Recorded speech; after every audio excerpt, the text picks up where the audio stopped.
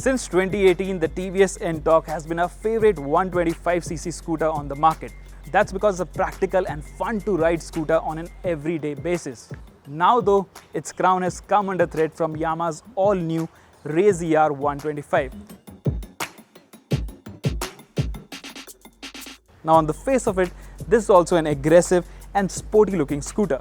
Plus it packs a lot of kit. The question is though, which of these two is a better all-round package? Well, how about we find that out right now? So let's start with the design of the Race ER first. Now as you can see, this is a very sporty and aggressive looking scooter, but this is the rally edition of the Race ER. So as you can see, there is this brushed knuckle guard here, and it has a very aggressive look. So Yamaha designers have done everything possible here to appeal to college goers and youngsters, as this is a very stylish and sporty scooter.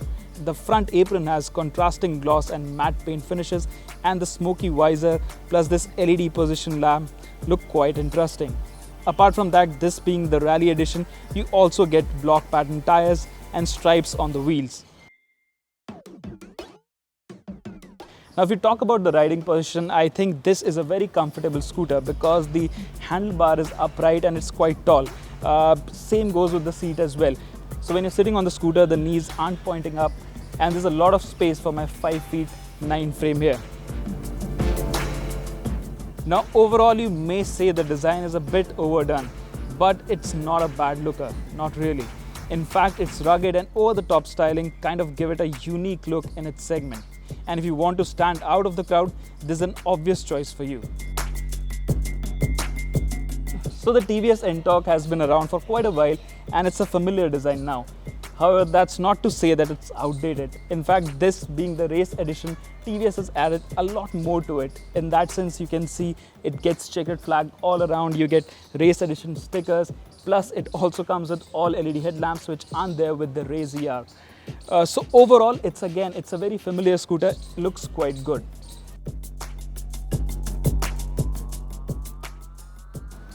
Now coming to the ergonomics, this is where TVS loses its first battle against the Race ER, because as you can see, I'm sitting quite low here and my knees are pointing up, and I feel this is a little cramped. I mean, you sit lower down and you feel a little cramped while riding the scooter as well. Plus the handlebar is really low and wide. Of course, it aids in handling. We'll come to that later on. But I feel this scooter feels a little cramped when you're riding it in the city. And in terms of space, as in the floorboard, I feel this is a little cramped.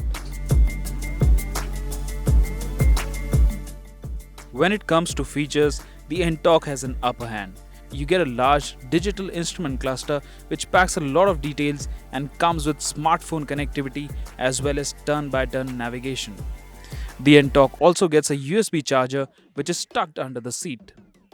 The fuel lid is also on the outside, which is very convenient. The Yamaha's instrument cluster is plain and simple in comparison, featuring just a speedo, odometer, a trip meter and instant fuel consumption monitor.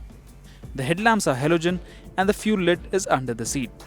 Under-seat storage in both the scooters is more or less similar, but none can fit a full-face helmet. The TVS now has a bigger fuel tank of 5.8 liters, while the Yamaha's fuel tank capacity is 5.2 liters. The Race ER, however, claws back some points since it gets a side stand engine cutoff function, and the scooter is also equipped with start-stop tech. Both the scooters feature 125cc single-cylinder engines, but it's the Ntorq that has more power and torque, as it delivers 9 bhp and 10.5 Nm of torque as compared to Race ER's 8 bhp and 9.7 Nm. That's not the full story though. The Race ER is much lighter than the Ntorq, as it tips the scales at 99 kg, whereas the Ntorq weighs 118 kg, which is 2 kg more than the BS4 version. Thanks to the weight difference, it's the Yamaha that feels peppier as it accelerates quicker. It's only after 60 kmph that the deficit in power comes into play, as the Yamaha struggles to pick pace at the top end. The TVS has a stronger torque spread, as it can hit 95 km/h on the speedo quite effortlessly. The Ntorq's deep and throaty exhaust note also makes it feel sportier than it actually is. The Race ER can also hit a top speed of 95 km/h, but it takes time getting there. Refinement-wise, both the scooters are evenly matched, but the Ntorq's throttle response is slightly crisper. The Yamaha though is more fuel efficient as we managed to get around 50 to 55 km to a litre, while the TVS returned 45 to 50 km per litre in similar riding conditions. Because of its lightweight, the Race ER is more nimble and more fun to ride as well. The ride quality is a bit harsh though, thanks to the smaller 10-inch rear wheel and an overall firm setup. The TVS has a better ride and handling balance, and while the ride isn't exactly plush, it absorbs bumps in a more matured manner. That said, the soft seat takes a toll on your lower back over long riding hours. In this regard, the Race ER's wide and firm seat makes it more comfortable for long commutes.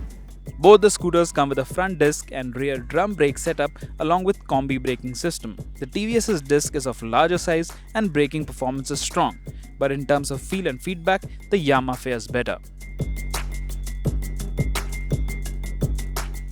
So if you talk about the fundamentals, I think the Race ER is a better bet because it rides and handles better, it's more comfortable, it's lighter, the acceleration is also better than the NTORQ, and overall it's easier to live with and it's more fun to ride. However, as an overall package, I think the NTORQ has a slight edge because it packs a lot of features and it only costs 1,000 rupees more than the Race ER. So at the end of it, I think we'll have to conclude that the NTORQ is still the winner of this comparison.